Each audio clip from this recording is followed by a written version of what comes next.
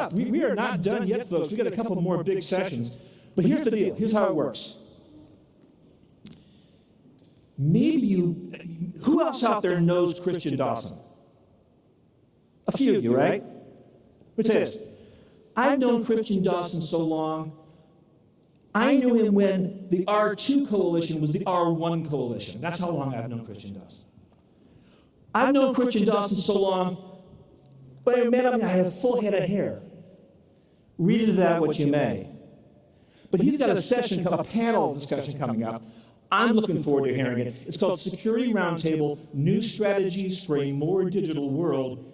And Christian's going to take it from here. Christian, come on up. Thanks, Jeff. Wait, you stay up there for a second. Stay up there for a second.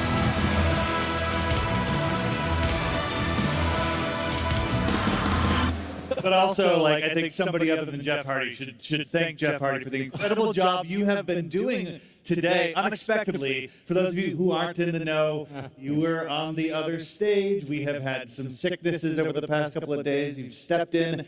You have stepped in with moderation. You have stepped in with your talk today. You've done an incredible job. Thank you. Thank you very much. Thank you so much. Appreciate it. So now we are going to be talking about new strategies for a more digital world, and I want to tell you one thing. I want to get your opinion on something, because as we're starting out, basically I've been reflecting over the past couple of days that I've been here at CloudFest. You and I both have been here a bunch. I am double-digit CloudFest attending. I'm high double digits, yes. Right? Yep. Right? Yep. And over the past couple of years where we've missed CloudFest, I sometimes think about the things that, I didn't like that meal, I didn't like that thing, grumbling about CloudFest, how hard it is to get here, things like that. I showed up this week, nothing but grateful for this incredible community that we've been able to have now for so long. It was so wonderful to see all these people, and it was like no time has elapsed. It was great. I wanted to see if you had the same experience. 100%. I got to say, somebody else was a speaker, and you got up in there and said, you know what? It's like I've always looked at this as it was Robert Jacoby from Cloudways. He said it's like coming home to a family reunion. And it is. It's like family. And what's really interesting is in the family reunion type scenario, right? You're used to being in an environment where you pick up on conversations that you had like 6 months before, something like that. So it wasn't all that weird seeing you guys and picking up conversations that we had a couple of years ago.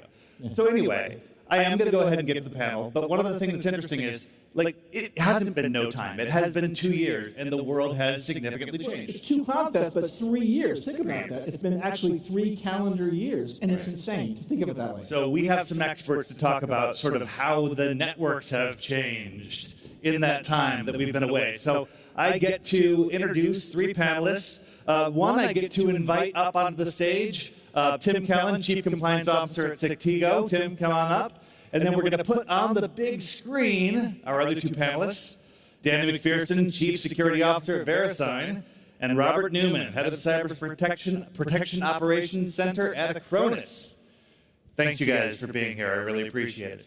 And this is one of those things that we have, it's an indicator that things have definitely changed because we're doing a lot more of these Zoom-type calls these days. So let's have a seat. And let's learn a little bit about how our networks have changed from the perspective of the guys that have kept us safe during the past 2 or 3 years, let's say. I want to find out about how the day job has changed as you have had to deal with the way the world has changed over the past 3 years, but we're not going to start there. What I'd like to do, because I gave your title, that doesn't really tell me what you do. I want to hear from each of you what you do for your company, and then tell me a little bit about, from a personal perspective, what you have been doing over the past 3 years since we last got together at CloudFest. And, Tim, you're next to me, so you're going to go last. Good. Let's go ahead and start with Robert. Okay, welcome everyone. So my name is Robert Neumann. I am the head of the Cyber Protection Operations Center at Acronis, which is basically a modern cyber lab. So it's not just a SOC, as it might indicate. And my past is a little bit different. So I used to be managing teams before, but then I went back to the technical stream for a while, and I was doing basically malware research and blogging. And then kind of late last year, I went back to managing. So I'm currently responsible for the CPOC team in Acronis, which is consisting of close to 20 analysts and researchers, and we are focusing on basically providing protection for our customers. That's great. Thank you so much. And Danny, after you tell us what you did, have you been practicing that guitar behind you? You don't want to hear about the guitar behind me, so. Can you hear me okay there? Absolutely, we hear you great. Thanks for having me. Welcome everyone to CloudFest. I'm Danny McPherson. I'm Executive Vice President and Chief Security Officer with Verisign. I have a bit of an odd role for a Chief Security Officer title, where the CIO and the technology functions and the VP of InfoSec, the CISO, all roll up to me in my organization. I'm responsible for all the production operations, technology, all the security of the company, the corporate information services. Verisign's a fairly large company, big footprint. So our internal consumers, as well as certainly our track record in managing all our production services and infrastructure as well. So we spend a lot of time on maintaining the availability, security, integrity of that infrastructure. Spend a lot of time. I know many of you, Christian. I know some of the other folks on the panel, and certainly a lot of folks that are CloudFest from a lot of internet industry engagement, the operational side, security side, the ICANN community, IGF, some of the others. So really happy to have the opportunity to be here and join the panel today. Great. And anything you have been working on that's fun personally in the past couple of years or different? Trying to learn how to play the guitar, but not doing very well. So. Hey, you and me both. You and me both. We'll get together sometime and maybe have a beer and talk about it. Maybe not play, make each other's ears bleed. Tim, how about you? Well, so I'm the Chief Compliance Officer at Sectigo. We, of course, are a very large global certificate authority. So, if you work in compliance, you probably think you're getting SOC audits and ISO audits, and we're doing that kind of thing too. But 98% of what I worry about is the very specific rules that are required so that you can be a public CA, so that people all over the world are prepared to trust your operations and your routes. So things have been busy. Sure. What have I been doing in the last couple of years? Well, I have 2 kids under the age of 5. So one of them is entirely a child of COVID. Oh. Think about that. Sure. And we've had a lot of home time, and it's been, I think, an odd time to have a young child, and I look forward to kind of getting them more integrated back into society. It's interesting that you say that because, the kids have been home. There have been a lot of different ways that we have used the internet, given the way that we have had to sort of evolve as a society over the past couple of years. And so, I want people to be able to understand how that has changed your day job as people who are keeping us safe on our networks. So let's go ahead and start there. Each question that I'm going to throw out there is going to be a general question. You can let me know if there's something that you want to answer. I'm not going to put anybody on the spot for any of these. But I want to hear some examples of how businesses have changed their cybersecurity practices and their strategies sort of to fit how we're using the internet today and what today's threat vectors are during the COVID period, since we were last together at CloudFest. Who'd like to jump in? Tim. Jump in. So it's more a difference of degree than kind, right? So we always had remote workers. We always had road warriors. We always had some employees who didn't go into an office every day. But there was this expectation that 90+% of the business that was going on, the commute that was going on, was going to be on our own hardware and our own networks and our own facilities. Okay. Right? Right. And suddenly that's not true. And again, for us as a public CA, there was some stuff that 100% of the time was, like certain things that we did where we authenticated had to be in our buildings. That's how our practice statements were written. And then suddenly all that had to change. And now you're like, okay, I'm going to have a person at home in an environment I don't control, but I need to make sure that it's still done in a proper way. I can't have PII on a screen where someone walking by can read it, right? And so all that had to get worked out and figured out. And in our case, it was especially tough because these are rules that are set by the industry. I don't just get to make them up. Right. So we had a whole industry that had to say, okay, we're going to have some exceptions, and this is what we're going to do immediately, and this is what it's going to look like in 9 months, and this is what it's going to look like in 18 months. Sure. And we all had to go that together as an industry. It was, So cybersecurity strategy changes. yeah. Gentlemen? I guess I'll start. A number of things. We had a lot of capabilities, as Tim mentioned, for everyone to be able to work remote, and and they traveled some for business and whatnot. But what we hadn't contemplated is a scenario where nearly everyone was remote. Right, about 90% of Verisign's workforce is fully remote right now, and we're slowly coming back into the office like lots of other folks, figuring out what the right glide path for that looks like. And what a future looks like where it's not going to ever be like it was before. And so we're certainly managing that. I think in the last few years, fortunately, we've done a much better job as an industry of allowing people to work in a mobile environment, to WebEx, to telecommute, and so forth. I think more generally, though, is wearing sort of operational hat or security hat. It's like what do I care about and where does it live? Right, with the security hat on in particular, and then how do I protect it, or what am I required to do from a regulatory and a legal perspective to protect it, and why is it where it is, and is it sensitive? I mean, to Tim's point, clean desk policies at home. How do you enforce that? Right, making sure that your all your standards, right? You still got to do everything at the same standard, and you're adding a lot of new capabilities, right? So how do you provide parity and security controls across the board, but you allow people to be more efficient, like with remote document signing and auditing controls, not allowing auditors into certain facilities, or where do you allow them in, and how do you manage that so that you can make sure that you stay compliant with things that you're captive to, that you want to use out of the bar, and then how also do you continue to evolve to what good looks like, right? There's a whole list or barrage of compliance related activities, but just at the forefront of those, or the tip of those, is here's the new evolving cyber threats. So how do you make sure that you're doing a good job to be on the right side of history when something does happen, worst case scenario, right? And then how do you recover in those scenarios, making sure all your business resilience, disaster recovery, continuity plans are in place. So we had to retool a lot. We learned a lot through that. We're stronger and better and more resilient because of it, and certainly more informed. So I think I'll stop there for a moment, maybe pass the mic. So That's really interesting. So for us, it was mainly the change in how we are protecting our customers. So Acronis is still being considered mainly as a backup company, but we are getting more and more stronger in cyber protection.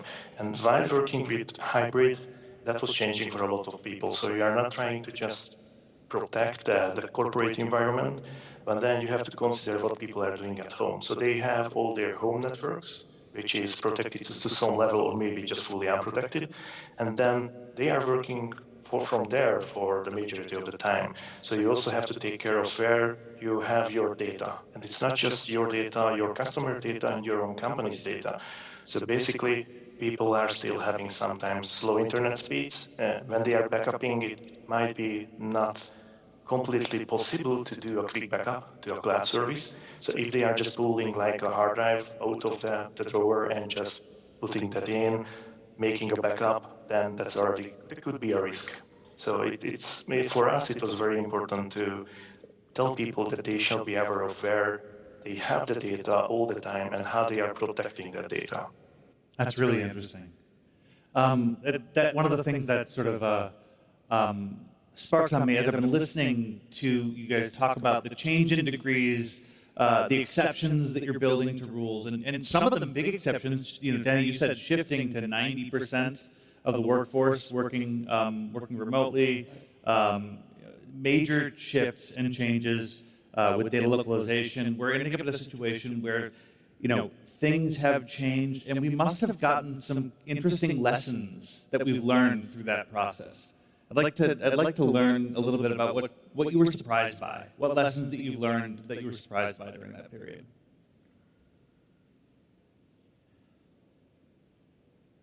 Well, surprised maybe is unfair, but we didn't know if it was all going to go smoothly. Okay. right? It's a better It was fraught with danger. And at the end, for us, in the macro level, it did. And I think that's true for most companies. Yeah. That it really did go well. But we all were sort of forced to dive into the deep end here. We all didn't really know exactly what was in the water. Sure. And that was that was a learning process for us. It's just like, okay, let's try this and, deal with what comes up and see if we're okay. And we were, right? Yeah. Those are important lessons. I would probably add, one of the ones to me that is certainly the 90% immediately remote workforce. Like, hey, our system's going to accommodate this, and we did good with that. We invest a lot in infrastructure and capability. A lot of what we do today is sort of bare metal up in some of our biggest, most secure systems, but at the same time, a more distributed footprint. How do we continue to evolve that without flying people around the world? How do we do site upgrades and other things in an environment where things are locked down, and continue to enhance the infrastructure and provide the same capabilities or the same performance that we did sort of pre-COVID, because this is never going to stop, right? At the end of the day, we're going to figure out how to deal with this. But some of the softer things, if you will, were like, 10% of our current workforce is brand new and they've never met anyone in the company face to face, right? Yeah. How do you onboard that person and educate them in a way that, security awareness training and all the policies you got to be familiar with, and your all the capabilities, and then still provide the development capabilities for them to get up to speed and be as effective as possible in a remote environment. So, kind of no shortage of learning curve there, because we're all kind of making this up as we go. It's like, hey, what's benchmarking, what's industry, and what's media, and what all these experts, so-called experts that have emerged say, and what's going to look like for our environment. And so a lot of time on those kind of softer things as well, and making sure that we continue to develop people, that you stay in touch with your folks, right? I mean, that when you have face-to-face or even insider threat sort of protocols, right, is making sure that you have the proper awareness and what's going on in your organization, and taking care of your people in a very, very fluid, complex environment where there's lots of uncertainty. I think that it's probably the one for me where probably the most profound of everything. I mean, we've done a pretty good job preparing the infrastructure side, but the people and the softer stuff, the organizational aspects of this were the ones where we had to develop a lot of new capabilities and awareness and educate ourselves. One of the things I find, go ahead, Robert, Maybe just kind of adding to that, it's something we've learned to our customers, that the new normal was already the old normal for some companies. So some were offering those remote possibilities, and the kind of majority of the workforce was working remotely, or there was at least the option. For some, it was an absolutely unexpected change, and they had to change with that. But sometimes it was different how it was resulting in plans and adjusting to that.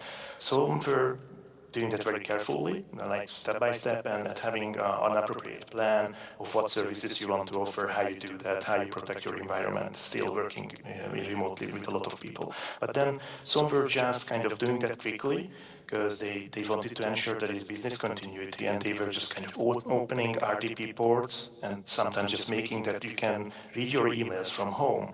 And by that, they were exposing services, and then the attack surface was increasing with that. So sometimes they were learning that on the hard way. That's really interesting. It makes me think about this one thing. This is more of an observation, and you can reflect upon it if you want, that it is a question. But I was thinking, one of your roles in each of your jobs is to identify threat vectors, and I'd never really thought from a cybersecurity standpoint that like employee health was a threat vector, but it seems like that is. And what's interesting is you're talking about the threat vectors that arise from the changing in systems, but you also identify that there's like 10% that really can't work from home because they're racking and stacking servers and data centers and working on physical infrastructure in a place. Their health too is probably a threat vector as well that you need to take into consideration. Or you have servers in a data center that you don't own, and all of a sudden you've got your rules, but you also have their rules. Interesting. Right? And you've got the intersection of the two Venn diagrams that you have to work within. Yeah. So we've got this very different environment. We've got some lessons learned from that environment. And now we've got today. And I don't want to use the phrase new normal, because we really don't know what that's going to be. But Danny, you said at the beginning, things aren't going to go back to the way they were. So how do we plan for trying to figure out sort of what's going to come next and how we need to split the difference between how things were and how they are going to be in the future? I think that's a great question. You heard it here first. They're never going to be the same, Christian. Okay, so, but no, I think that's that's important. I think we were the global communications fabric that the internet affords everyone. Certainly gave everyone an opportunity to work remote and be able to communicate and still conduct commerce and other things. We've been really fortunate that the remote, the video conferencing, a lot of the capabilities have evolved. We saw a lot of snafus, I guess, or issues at the onset with some of those systems, some of those things. And certainly the examples of people opening up RDP ports or trying to take shortcuts to enable people to work remote certainly introduce some vulnerability into the organization. I think to your earlier point on the people side of this too, like now we do no shortage of security awareness and phishing exercises at a very regular interval, and it's not to trick our employees or to trap them, it's to remind them that they're high value targets in an organization.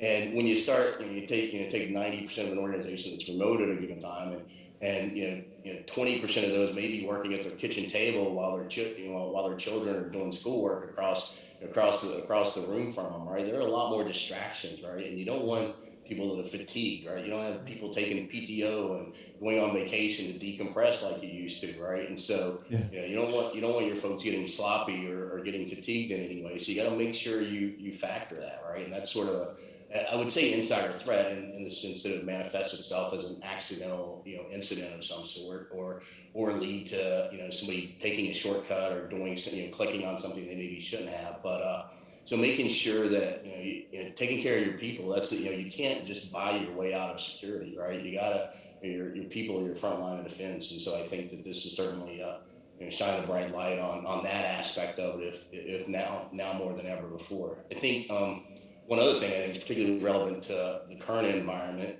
and the fact that everybody's enabled by systems that are all over the world is I think it's super important to understand things like transitive trust relationships in your infrastructure, be it in DNS. To Tim's point on it's like whose systems are enabling you, whose controls are you now captive to, and it's not just your facility, it's their facility and the substrate and the everything related to that. And so things like systemic dependencies and what enables what you're doing are now part of your organizational, operational surface, right? And so if Zoom has an outage, or somebody that runs on Amazon has an outage, or if somebody that runs in this cloud infrastructure has a fire, and what's the collateral damage to that? Are you in that kind of blast radius, and what's that mean to your business that day? Can nobody work that day because there's a VPN outage? That sort of thing. So I think factoring those scenarios and figuring out how you deal with those given your operating envelope are really, really important.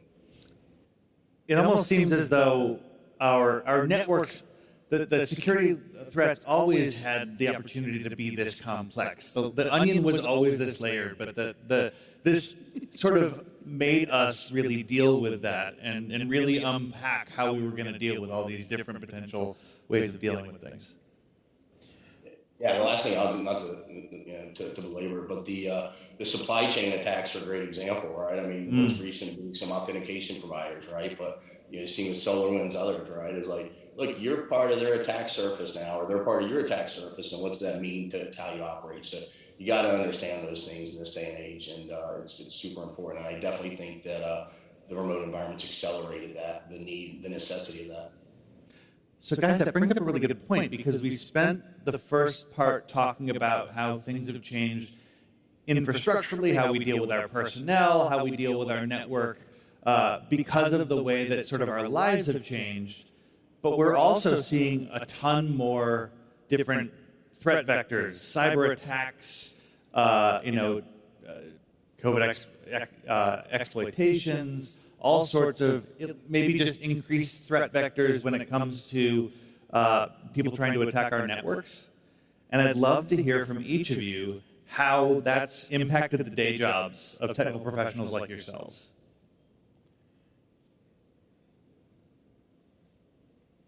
I don't want to hog the first answer. It's harder. It's the variety and the number. So we have the SiteLock platform, so we see what's happening with 16 million websites, and we get real numbers on those. And all the numbers are up. They're getting attacked more often. A larger percentage of them are being attacked. The variety has gone up. If you look at the pie chart, what there is, it's more varied. All that stuff is just on the increase. And, they say that COVID accelerated IT several years, right? If you look at various areas, retail is my favorite example of this, right? It's just so much more sophisticated now in terms of buy online, collect in store, that sort of thing. But it also seems to have done it with the attacks. Right? In terms of what the numbers really tell us. So there you are. Are your jobs harder now? More with the increase in threat vectors and attacks? Different, just a little bit different. So I'm kind of analyzing malware for the past 20 years. I'm still partly a hands-on person, so I'm still doing that. And what was clearly seen, that the numbers were just increasing and increasing. That was never really stopping. We were never expecting that to stop or the trend to change.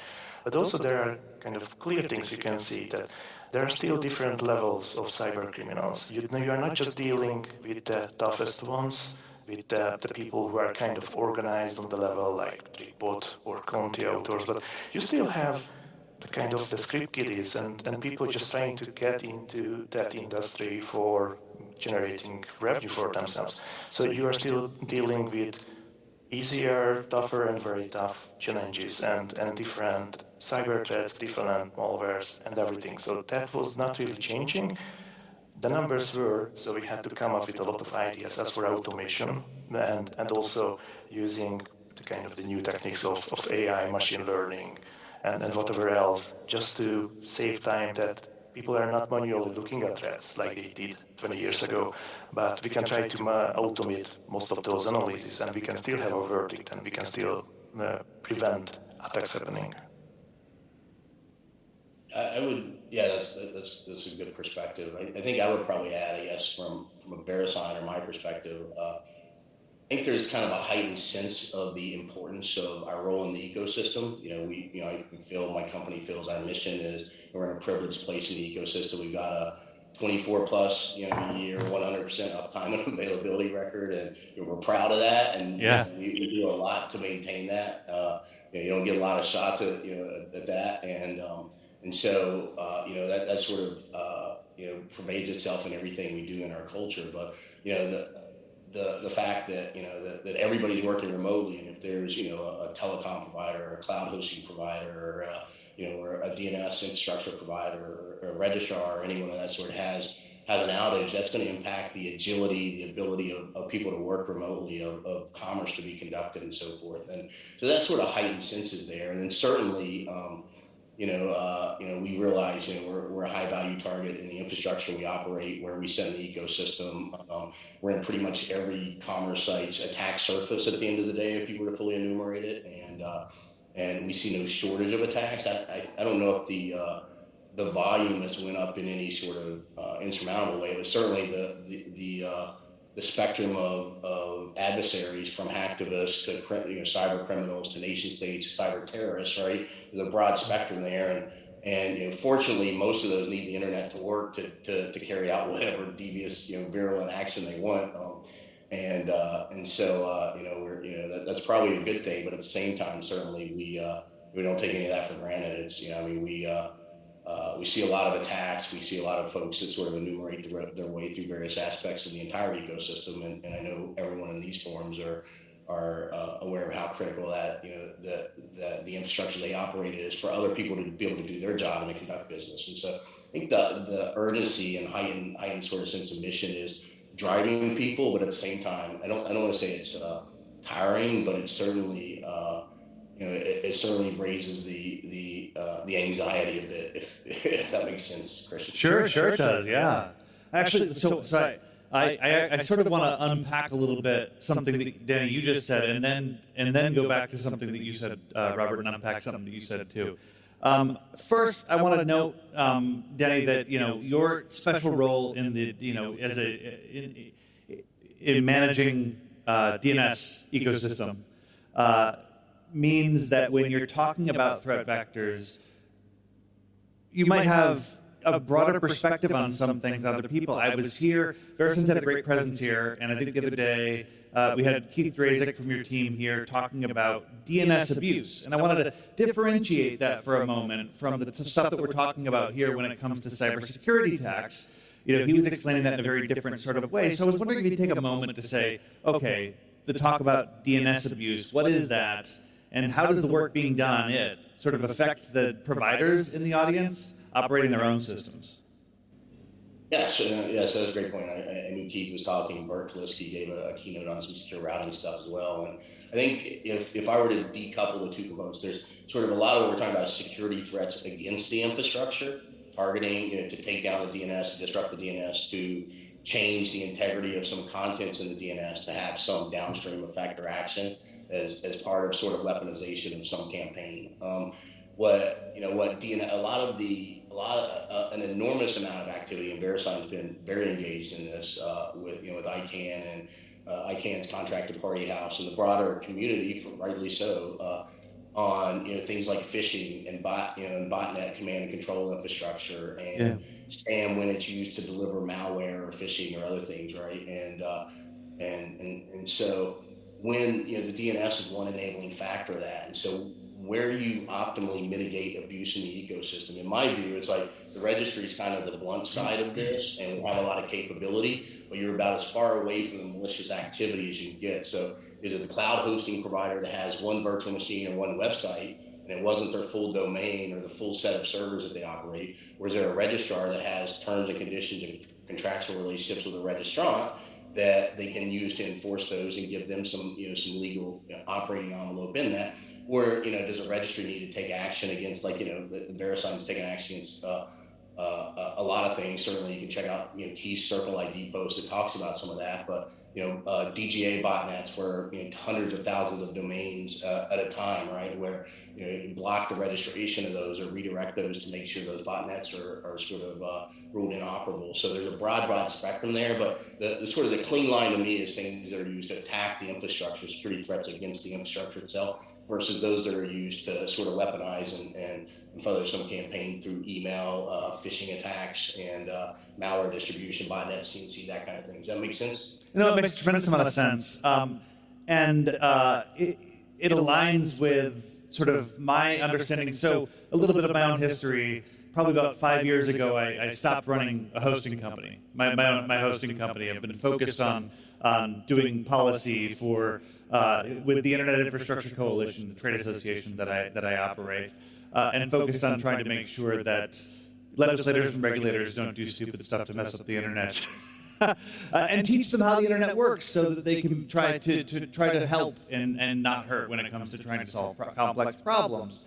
But in my old role as running a hosting company, it was always my opinion that when problems happened on the internet, that the hosting provider, if issues were brought to them, they could deal with them with a scalpel instead of a sledgehammer. Having the domain just disappear never seemed to be a path where we had a lot of due recourse, and it didn't make a lot of sense to us. So that aligns very much with what it is. And we don't need to have a deep conversation about that. But I just simply wanted people to understand the difference between the kind of cybersecurity stuff we were talking about here and the DNS abuse stuff that has been talked about earlier. What I'm very interested in is also, Robert, unpacking what you were talking about around AI helping you improve the kinds of cybersecurity and cyber vector attacks that you were dealing with. And I'd like to hear more about that. How are we leveraging AI to better improve network security? For network, we are kind of following the path what we've learned from detecting files and detecting different threats with on a file-based level. So basically, in the early days of using AI, it was mainly for executables. We were trying to stop those, and going back like 10 years when there was a lot of like server-side polymorphism, and you always had a new executable delivered to the next person.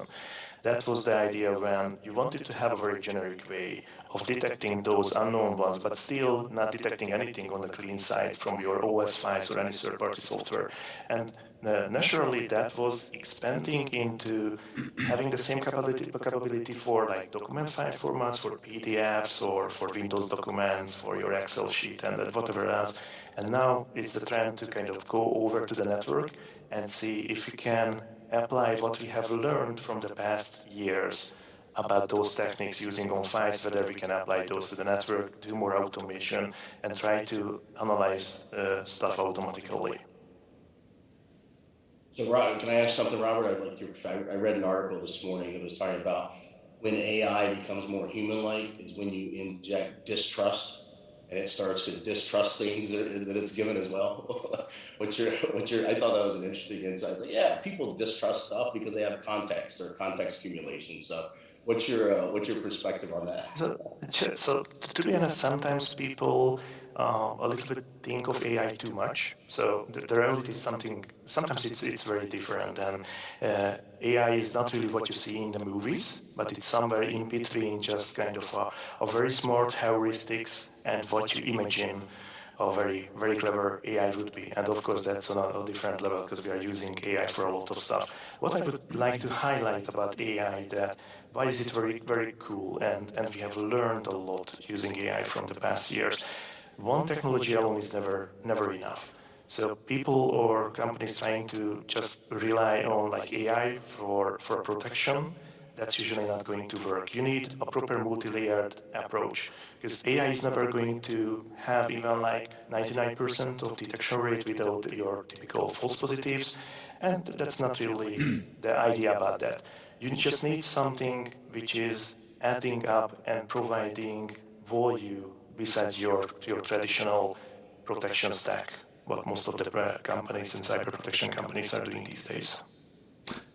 Robert, not only does that make a lot of sense, it makes me worry less about AI in some sort of Skynet from Terminator sort of way, starting to rule all our lives. We are not there yet.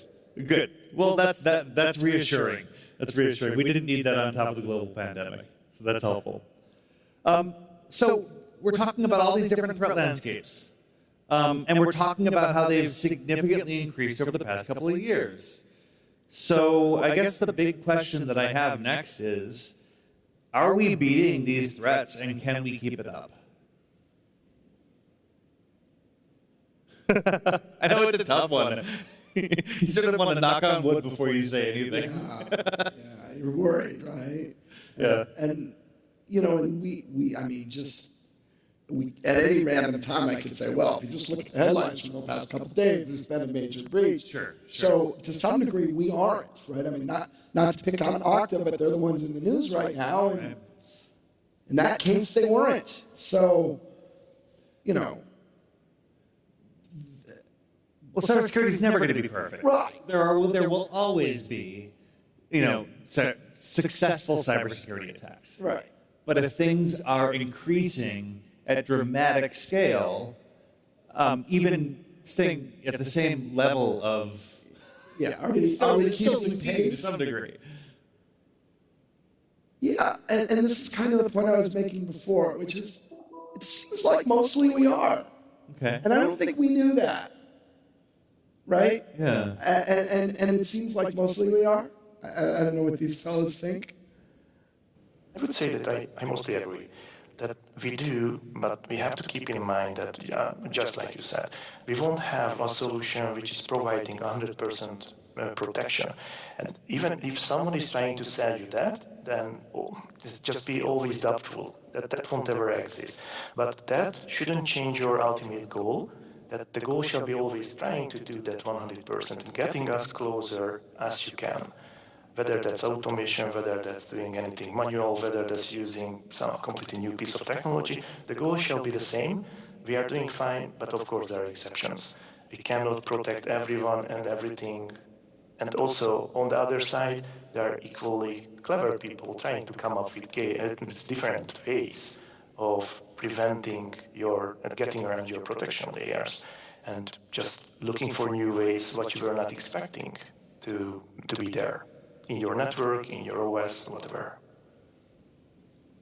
Yeah, I think I would just pile on. I think it's a great observation, Tim and Robert.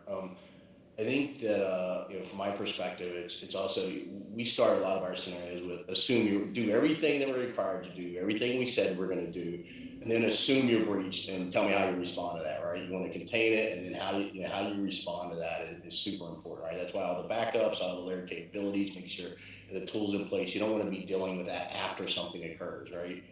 And so I think you could buy every product of the RSA and Black Hat show floor and deploy it in your infrastructure, and if it's not properly provisioned, or if your people if your people aren't educated, then you're going to have an incident, right? And so I think that the people side of it is really important. You can't buy your way out of it. But as far as are we doing well, I think we're certainly doing less bad.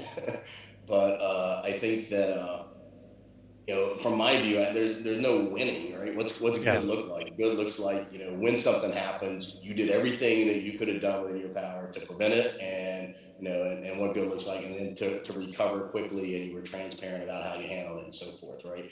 I think that deterrent controls are super important. I mean, deterrence at sort of a nation state level, and saying, look, here's infrastructure that's all based.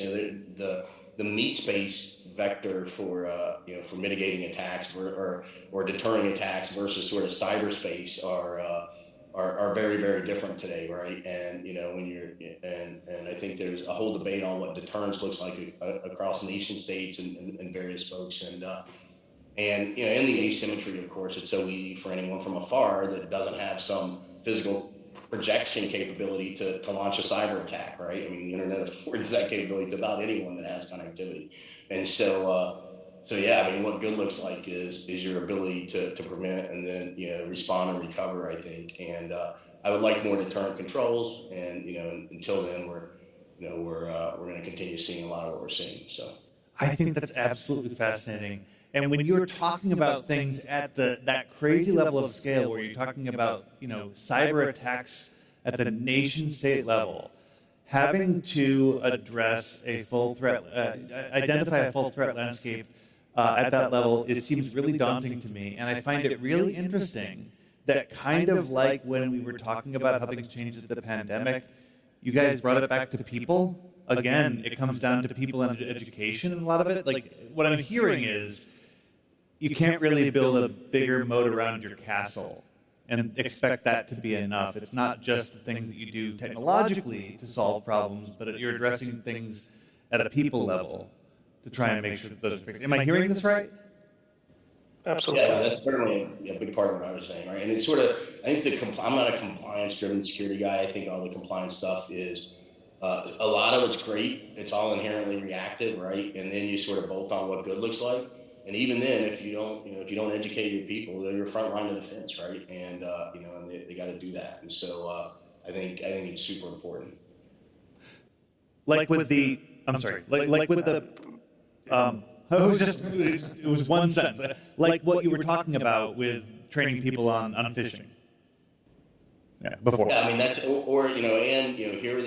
here's sort of your swim lane in the organization, and the the information security standards or the compliance standards, and making sure whatever it is, if it's SOC 2, if you're doing a NIST cybersecurity framework, whatever the compliance set is. And I'm not a big fan of the compliance stuff, but it's super important in illustrating program maturity and putting sustainable program in place. Everything you do, you kind of want it to be sustainable and not a one-off. And so I think those things help add rigor to an organization and help with hygiene and mitigate drift. And that's super important in what we do, right?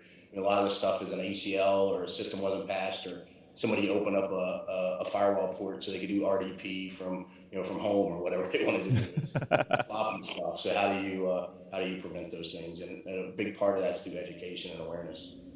And Robert, I'm sorry to cut you off before. Yeah, I just wanted to add that education is key here.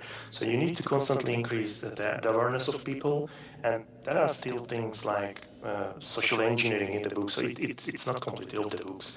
People can be still tricked into doing things and manually helping a cyber attack. So it's your responsibility to make sure that they are knowing and understanding the current threats, or how they are operating, what they can do against that, why they shouldn't be clicking on things in email, on unknown URLs, and so on. So you can surely help that, and that will be covering a fair amount of, definitely reducing a fair amount of the threat landscape if you do that properly.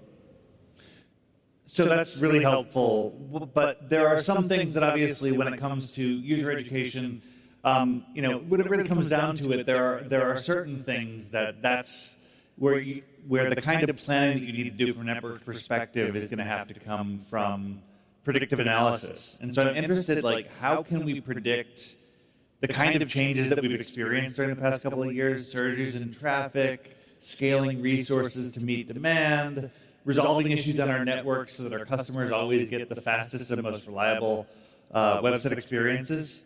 Those kinds of predictive models, how are we adapting to those?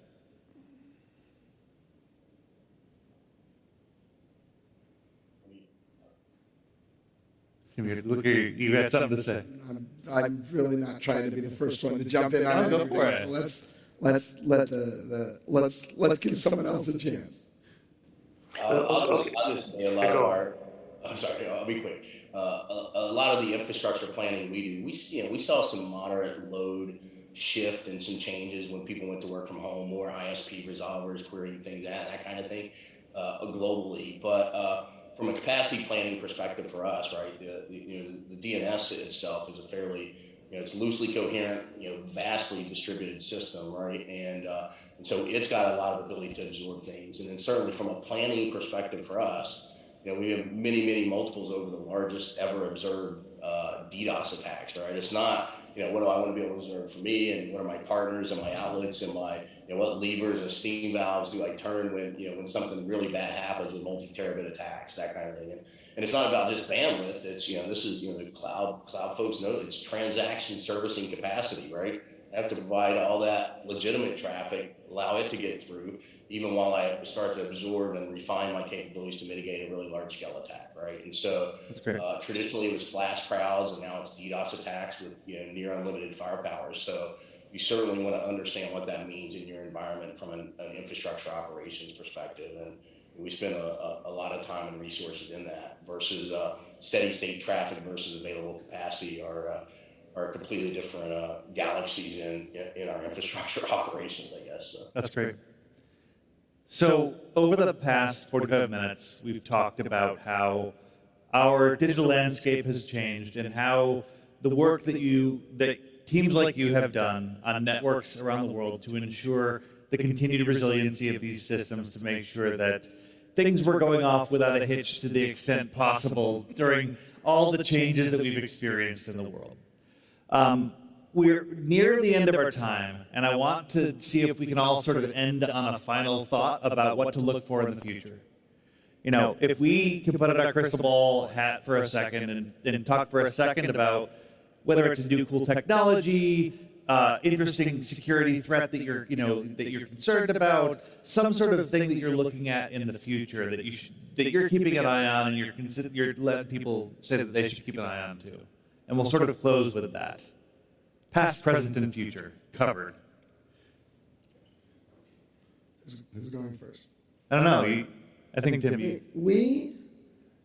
And this is part of the conversations we have with large organizations and enterprises.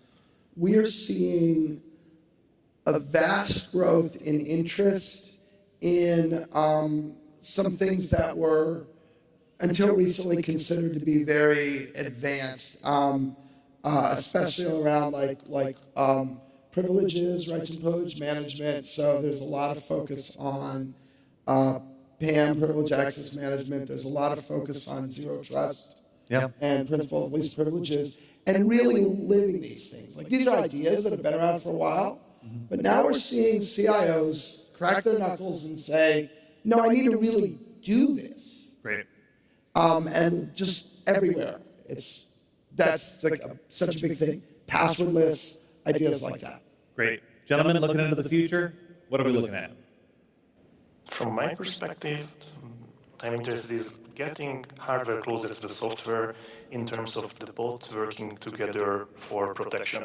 So Intel was having a couple of tries on that in the past, and it seems that they are also having some really cool stuff going on currently. So I'm very excited about what hardware can help you, and if you have that combination of working tighter with software, how you can benefit from a protection point of view. Great. And Danny, you want to close this out and have the final word? Sure. Yeah, I agree with a lot of what Tim said. I think there's some new things being adapted where the internet used to be any end-to-end connectivity. Now it's like zero trust. You can't access that. You can't even reach out to it on the network unless you're authorized to access some content on it, that kind of thing. So I think those kind of identity access management, zero trust. I think if I were to say looking forward, I think there's a huge corpus of what good looks like out there, the compliance, all the other stuff, but what good looks like, and when an incident occurs, how you respond to that. I'm going back to this, like, did what you do age well? Are you on the right side of history? Because that's how they're going to judge you. It doesn't matter. It's like, were they doing what good looks like, or were they doing the bare minimum? How much did they invest where, right? And I think that understanding, what good looks like, where you set the ecosystem, what you care about, and where it lives, and what good looks like to protect that is what's going to define you if and when an incident happens. And a lot of I think by and large for everybody here, it's going to be when, right? And how do you contain it? How do you respond? And so I think a lot of those fundamentals, the blocking and tackling, the user education awareness are, at the end of the day, what good looks like, and understanding that. I mean, the security frameworks, those things, and how you adapt those to your operating environment and your profile is really, really important. And that's how you're going to be judged. We've seen it time and again. And so make sure you're on the right side of history there, I guess.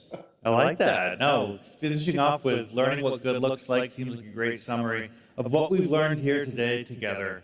So I thank you, panelists, for your time today, for the things that you've taught us. I thank the CloudFest audience for your time. And let's wrap this up. All right. Jeff? Let's do it. Thanks, everybody. Thank you, everybody. Cheers. Cheers, panelists.